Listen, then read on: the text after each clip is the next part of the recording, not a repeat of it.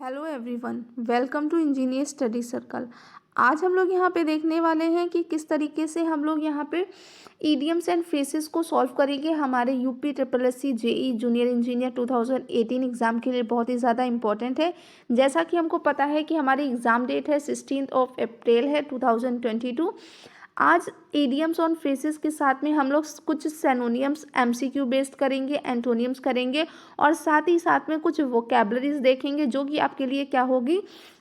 जितने भी आप स्पॉटिंग एरर्स करेंगे या इस तरीके से जो भी क्वेश्चन आपके क्वेश्चंस आएंगे तो उसमें बहुत ज़्यादा हेल्पफुल रहेगा। और जो पैराग्राफ आता है उसके लिए वोकैबलरीज भी बहुत ज़्यादा इंपॉर्टेंट होती हैं।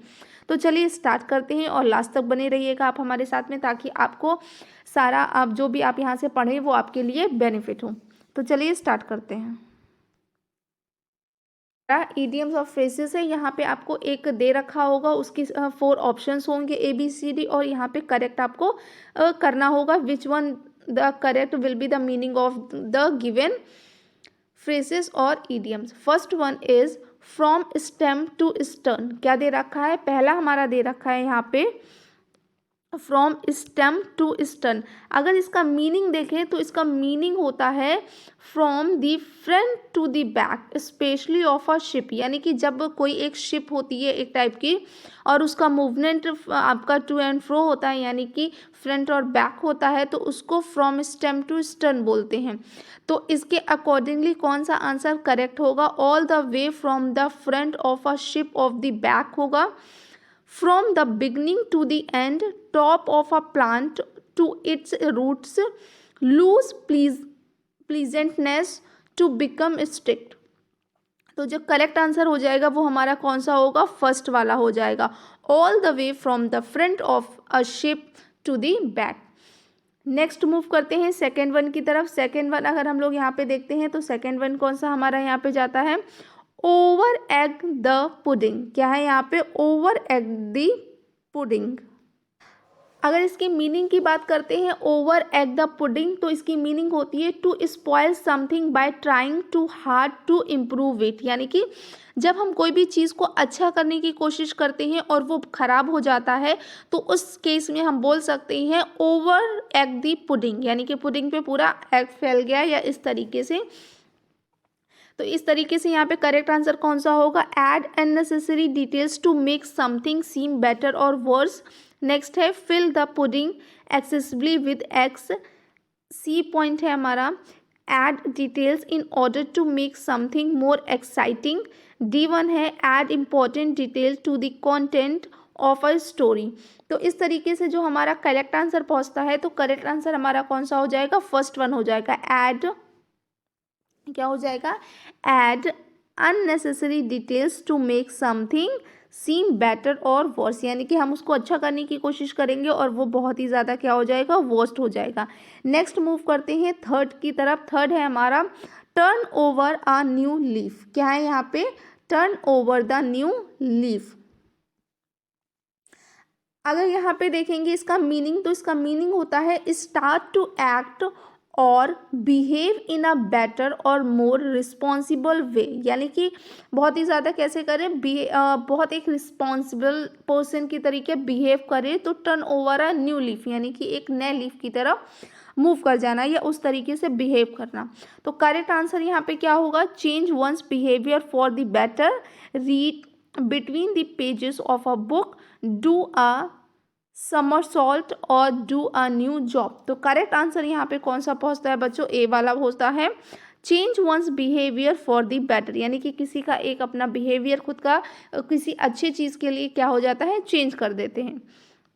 नेक्स्ट मूव करते हैं। फोर्थ नंबर है टेक अप द हैटिक। क्या है आपका? टेक अप द हैटिक। तो यहाँ पे इसका मीनिंग देखेंगे तो होगा आपका to make or declare war. क्या करना? To make or declare war, यानी कि आप डिक्लेयर कर दो किसी युद्ध के लिए या किसी इस तरीके से लिए। तो इसका करेक्ट आंसर यहाँ पे कौन पहुँचेगा? बिहेव फॉर्मली होगा, परस्यू अ चांस होगा आपका, ठीक है, और be caught in a trap होगा, prepare for or go to war होगा। करेक्ट आंसर कौन सा हो जाएगा? Prepare for go to war. Next move करते हैं फिफ्थ नंबर की तरफ। At loose ends. क्या है आपका यहाँ पे? At loose ends. तो इसका मीनिंग देखेंगे तो इसका मीनिंग होता है to having nothing to do at loose end, यानी कि आखिर में आपके पास कुछ ही करने के लिए कुछ भी ना हो, यानी कि not knowing what to do especially because of an upsetting change, यानी कि आपको नहीं पता है एट द लास्ट आपको क्या करना है, आप कंफ्यूज हो या आपको नहीं पता है कि एग्जैक्टली करना क्या है। तो आपका यहाँ पे करेक्ट मीनिंग कौन सा यहाँ पे सुटेबल है आपका, tie two loose ends of a thread, keep options open in an uncertain situation और रीपे डेप्थ। करेक्ट आंसर यहाँ पे पहुँचता है आपका इन एन अनसर्टेन सिचुएशन, यानी कि आपको नहीं पता कि उस सिचुएशन में क्या करना है या क्या नहीं।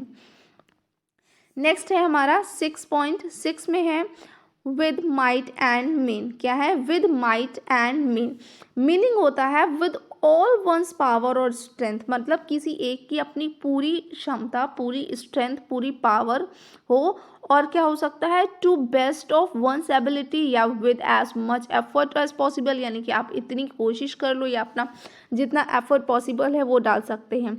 तो विच one will be the correct, with full risk, with full force, having full confidence और विद फुल ब्लेसिंग। तो यहाँ पे करेक्ट वन आपका आंसर कौन सा पहुंचता है, करेक्ट वन है हमारा बी, विद फुल फोर्स, यानी कि आप पूरी फोर्स से, यानी कि पूरे जुनून से आप उस कार्य को कर रहे हो। नेक्स्ट है रफल समबडीज फेदर। क्या है, रफल समबडीज फेदर, मीनिंग होता है to cause someone to be upset, यानी कि किसी को दुखी करने की वजह बनना। Correct answer what will be, gamble, escape personal responsibility, annoy somebody और show contempt for। Correct one answer आपका कौन सा पहुंचता है, C1, annoy somebody। क्या होगा, annoy somebody, किसी को दुखी कर देने की वजह बनना। नेक्स्ट है cut short. Cut short means होता है to have to stop doing something before it is finished, यानी कि जो भी आप काम कर रहे हो तो उसको फिनिश होने से पहले ही रोक देना। तो डिलीट होगा, प्रेज होगा, इंटरप्ट होगा और स्लाइस इनटू स्मॉल पीसेस होगा। क्या हो जाएगा आपका इंटरप्ट। इंटरप्ट मीन्स ही क्या होता है, बीच में रोक देना इस तरीके से। नेक्स्ट मूव करते हैं 9th नंबर की तरफ, बैड ब्लड। क्या है यहाँ पे, बैड ब्लड, इसका मीनिंग क्या हो जाएगा, feeling of hate between people because of agreement in the past, यानी कि बैड ब्लड से, यानी कि आप कुछ पास्ट में ऐसा कुछ एग्रीमेंट आपने किया हो जिसकी वजह से आप क्या हो, प्रॉब्लम्स आ रही हो, तो तब वहाँ पे हम क्या यूज़ कर सकते हैं, बैड ब्लड। जैसे कि आपकी कोई वॉर हो सकती है या इल फीलिंग हो सकती है, थ्रेटनिंग एटीट्यूड होगा, in an infected state of being होगा। तो विच one will be the correct, the B1, यानी कि इल फीलिंग, यानी कि जो फीलिंग्स मतलब कुछ ऐसी जो आपके पास्ट में कुछ ऐसा सिचुएशन हो चुका है या कुछ ऐसे एग्रीमेंट जिसकी वजह से आप क्या हो, अभी भी डिस्टर्ब हो। आज के लिए ये लास्ट रहेगा हमारा अ लाफिंग स्टॉक। अ लाफिंग स्टॉक मीनिंग होता है समवन और समथिंग दैट सीम्स स्टूपिड और सिली, यानी कि कोई चीज़ हमको ऐसा दिख रहा हो कि वो अरे बेफिजूल है या कोई उसका कोई मीन नहीं है, especially by trying to be serious or important and not succeeded, यानी कि आप बहुत ज़्यादा सीरियस होना चाहते हो और बहुत ज़्यादा मेच्योर दिखना चाहते हो या कुछ इस तरीके से होना चाहते हो, बट आप उसमें नहीं हो पा रहे हो, सक्सीड नहीं हो पा रहे हो। तो क्या हो सकता है, a laughing stock. Which one will be the correct meaning of this और suitable meaning of this idioms or phrases, an object of लाफेट, a storehouse of joke, an object of desire, a stock of high value। Correct answer will be an object of लाफेट। क्या हो जाएगी, N object of laughter होगा। क्या हो जाएगा बच्चों यहाँ पे, लाफ्टर। चलिए आगे मूव करते हैं। अब यहाँ पे क्या है, आपका डायरेक्शन दे रखे हैं, pick out the nearest correct meaning और synonyms of the word given below, यानी कि यहाँ पे जो एक सिनोनियम दे रखा है उसके जो करेक्ट आंसर है वो आपको यहाँ पे फाइंड करके बताना है, which one will be the correct answer और correct meaning of the given word. First one है अटैचमेंट। अटैचमेंट होता है किसी चीज़ से लगाव, ठीक है। तो आपका इसमें से गिवन वर्ड्स हैं आपके, अपेंडेज है, एफिनिटी है, कॉसेशन है, इन्फ्लुएंस है। तो अगर अपेंडेंस की मीनिंग देखते हैं तो अपेंडेंस का मीनिंग्स होता है परसिस्ट, यानी कि जो आपके उपकरण होते हैं उनको होता है। नेक्स्ट है हमारा एफिनिटी। एफिनिटी मीन्स भी क्या होता है, लगाव और अटैचमेंट होता है। कॉसेशन मीन्स होता है आपका रिलेशन, यानी कि किसी वजह से आपका रिलेट हुआ या किसी कारणवश ऐसे करके। इन्फ्लुएंस होता है प्रवाहित या प्रभावित। इन्फ्लुएंस मीन्स क्या होता है, प्रभावित। तो करेक्ट आंसर यहाँ पे हमारा कौन सा मिल रहा है, अटैचमेंट से रिलेटेड कौन सा है, एफिनिटी है। नेक्स्ट मूव करते हैं, स्पेक्टिकल। क्या है, स्पेक्टिकल। स्पेक्टिकल का अगर यहाँ पे मीनिंग देखा जाए तो मीन्स होता है आपका तमाशा। क्या होता है यहाँ पे, तमाशा होता है, ठीक है। और आपका गिवन वर्ड है आपका पैनोरामा है, और आपका पैजेंट है, मिस्टिफिकेशन है, और शो है। पैनोरामा का अगर मीनिंग देखें तो उसका मीनिंग होता है चित्रकला। क्या होता है, चित्रकला। और आपका पेजेंट का मीनिंग भी क्या होता है, यहाँ पे तमाशा होता है। इसका मीनिंग यहाँ पे क्या होता है बच्चों, तमाशा होता है। नेक्स्ट अगर हम लोग देखते हैं मिस्टिफिकेशन। मिस्टिफिकेशन मीन्स आपका होता है रहस्यवाद, यानी कि मिस्टीरियस जैसे चीज़ें होती हैं ना तो उनको होता है। शो मीन्स होता है शो करना, प्रदर्शन या दिखाना। विच one will be the correct meaning of this given word, will be the peasant. कौन सा होगा आपका, पेजेंट होगा। नेक्स्ट मूव करते हैं, मेन टेंसियस। क्या है आपका यहाँ पे, मेंडेसियस है। मेंडेसियस का अगर मीनिंग देखेंगे तो मीनिंग यहाँ पे क्या पहुँच जाता है, झूठ। मेंडेसियस मीनिंग क्या होता है, झूठ होता है, और मिथ्या जिसको बोल सकते हैं। और गिवन वर्ड है आपका अनट्रूथफुल। अनट्रूथफुल मीन्स क्या हो जाएगा, बेईमान होता है। अनट्रूथफुल मीन्स क्या होता है, बेईमान होता है। इरिटेटिंग मीन्स होता है चिड़चिड़ापन होता है। प्रोवोकेटिंग मीन्स, प्रोवोकेटिव का बात करेंगे तो जो उत्तेजक या उकसाने वाला होगा तो उसको बोलेंगे प्रोवोकेटिव। मिसलीडिंग का मतलब क्या है, जो आपको गुमराह कर दे, आपको मिसलीड कर दे आपके आंसर से या आपके पद से, तो उसको बोलते हैं मिसलीडिंग। तो मेंडेसियस का यहाँ पे करेक्ट वन आपका अगर हम लोग यहाँ पे देखेंगे तो करेक्ट वन यहाँ पे कौन सा पहुँच जाता है, अनट्रूथफुल, यानी कि बेईमान ही आपका क्या हो जाता है यहाँ पे, मेंडेसियस। नेक्स्ट मूव करते हैं, सरमोंट। सरमोंट मीन्स होता है बढ़ाना। क्या होता है, बढ़ाना। तो नेक्स्ट है आपका ओवरकम। ओवरकम मीन्स होगा किसी चीज़ पे काबू पा जाना, ओवरकम कर लेना। नेक्स्ट है कैप्चर। कैप्चर मीन्स होता है कब्जा करना, ठीक है, कैप्चर करना। डिस्काउंट मीन्स आपको किसी चीज़ में डिस्काउंट मिल जाए, छूट हो जाए उस तरीके से। सराउंड मीन्स होता है चारों तरफ से घिरा हुआ, ठीक है, क्या होता है, चारों तरफ से घेरना या फिर घिरा हुआ।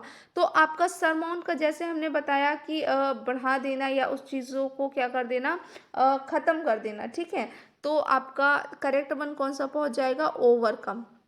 नेक्स्ट है, और ये लास्ट रहेगा आज के लिए, ग्रैम्पल। ग्रैम्पल का अगर मीनिंग देखेंगे तो ग्रैम्पल मीन्स होता है बड़बड़ाना। नेक्स्ट है हमारा टू शेयर, और to fight, to scold, to complain. तो टू फाइट मतलब लड़ाई करने के लिए, टू स्कोल्ड डांटने के लिए, टू स्कोल्ड कंप्लेन यानी कि कंप्लेन करने के लिए, शिकायत करने के लिए। टू शीर मीन्स होता है ससरा हट के लिए होता है। तो करेक्ट आंसर यहाँ पे क्या हो जाएगा आपका, ग्रैम्बल का बड़बड़ाना यानी कि क्या हो जाएगा, टू कंप्लेन। जो आपका करेक्ट और आपका नियरेस्ट मीनिंग पहुँच रहा है ग्रैम्बल का, वो क्या हो जाएगा, टू कंप्लेन। करते हैं यहाँ पे हम लोग, यहाँ पे अब आपको क्या बताना पड़ेगा, गिवन आपका जो वर्ड होगा वहाँ पे आपको एंटोनियम बताना पड़ेगा। There is an obscure cave on the other side of the hill. तो यहाँ पे जो आपका हाईलाइटेड पार्ट है ऑब्सक्योर, इसका आपको गिवन वर्ड का एंटोनियम्स बताना पड़ेगा। तो यहाँ पे एंटोनियम्स आपका, ऑब्सक्योर मीन्स होता क्या है, ऑब्सक्योर मीन्स की बात करेंगे तो नॉट डिस्कवर और नोन अबाउट, यानी कि जिसके बारे में ना पता हो उसको ऑब्सक्योर बोलेंगे। तो इसका जस्ट ऑपोजिट क्या होगा, एडमिट होगा, नोटोरस होगा, इनफेमस और वेल नोन। तो मतलब जो चीज़ आपको नहीं पता है और जो चीज़ पता है वो आपका क्या हो जाएगा, एंटोनियम्स हो जाएगा। अब यहाँ पे सेपरेटली मीनिंग देख लेते हैं। ऑब्सक्योर मीन्स होता है टू नॉट डिस्कवर और नोन अबाउट, यानी कि अनसर्टेन। एडमायर्ड मीन्स होता है रिगार्ड विद रिस्पेक्ट और वार्म अप्रूवल। नोटरियस मीन्स होगा आपका फेमस और वेल नोन। नेक्स्ट है आपका इनफेमस। इनफेमस मीन्स होता है well known for some bad quality or deed, यानी कि किसी गलत वजह से कोई पर्सन फेमस है या कुछ फेमस है ऐसे। वेल नोन मीन्स होता है वाइडली और जनरली नोन, यानी कि जिसको बहुत अच्छी तरीके से लोग जानते हों। नेक्स्ट मूव करते हैं, there was an marginal increase in his pay. तो यहाँ पे मार्जिनल की बात करते हैं, तो मार्जिनल मीन्स यहाँ पे क्या बताया गया है, माइनर एंड और आपका कैसा होता है, नॉट इम्पॉर्टेंट, बहुत छोटा सा जैसे आपका माइनर होता है तो वहीं पे मार्जिनल हो जाएगा आपका।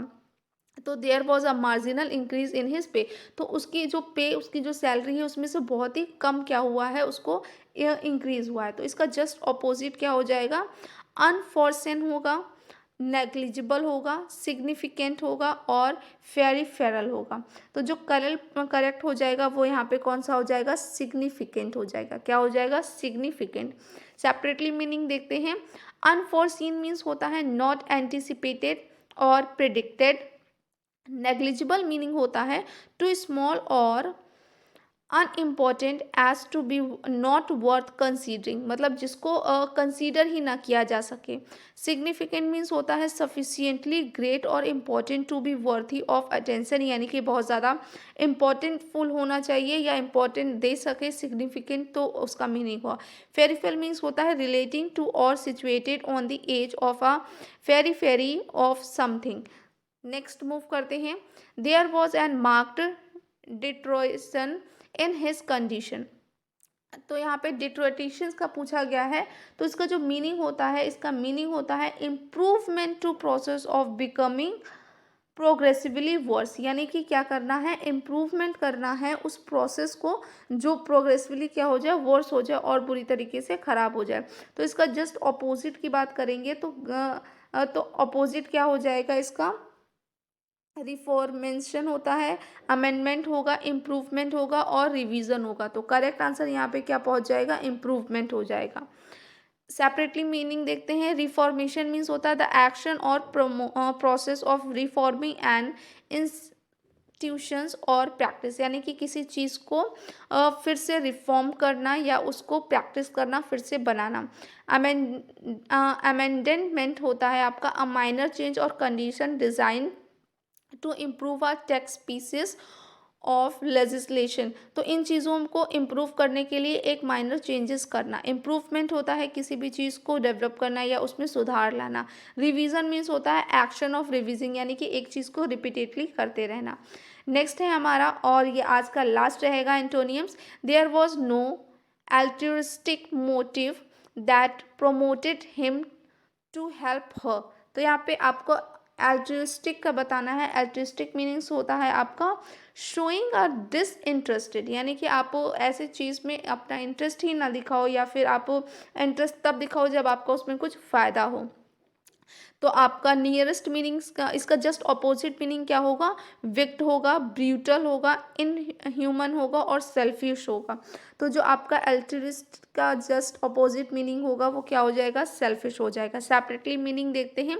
विक्ट मीन्स होता है ईवल और मोरली रॉन्ग, यानी कि जिसके सिद्धांत ही गलत हो, जो बुरा हो। ब्रूटल मीन्स होता है सेवेजली वायलेंट, यानी कि बहुत क्रूर इस तरीके सा। इनह्यूमन मतलब जिसमें इंसानियत नहीं हो, और सेल्फिश मतलब जो सिर्फ और सिर्फ अपने ही बारे में सोचता हो। Lacking concentration for other people, यानी कि दूसरों के बारे में सोचने का कम हो। तो चलिए मूव करते हैं यहाँ पे थोड़े द हिंदू का जो आपके एडिटोरियल पार्ट का जो मीन आपके वर्ड्स हैं वो ले लेते हैं, जो कि आपके पैराग्राफ और जंबल या आपका स्पॉटिंग एरर करके जो क्वेश्चंस आते हैं उनके लिए हेल्पफुल होगा। डिस्कॉर्ड मीनिंग्स होता है मतभेद, यानी कि आपस में जो मतभेद हो तो या कोई एग्रीमेंट नहीं हो तो उसको डिस्कॉर्ड बोलते हैं। इट मीन्स क्या हो जाएगा, डिसएग्रीमेंट हो जाएगा बिटवीन टू पीपल, यानी कि दो लोगों के बीच में अगर किसी बात के लिए असहमति है तो बोल सकते हैं डिस्कॉर्ड, और ये एक क्या है, नाउन है। फिर नेक्स्ट मूव करते हैं नॉटी। नॉटी एक एडजेक्टिव की तरह यूज करते हैं। इसका मीनिंग होता है जटिल, यानी कि एक्सट्रीमली डिफिकल्ट और कॉम्प्लेक्स, यानी कि क्या हो जाएगा कि कोई ऐसी सिचुएशन बहुत ही ज़्यादा कॉम्प्लेक्स हो गई, जटिल हो गई, अब उसको सॉल्व नहीं किया जा सकता। नेक्स्ट है अंडरस्कोर एक एज अ वर्ब यूज़ करते हैं। इसका मीनिंग है to emphasise the importance something, यानी कि किसी चीज़ की इम्पोर्टेंस को ज़्यादा इम्पोर्टेंस देना या एम्फेसाइज करना उस चीज़ को। नेक्स्ट मूव करते हैं, फोर्थ है आपका डेलिनेशन। डेलिनेशन एज अ नाउन यूज़ करते हैं।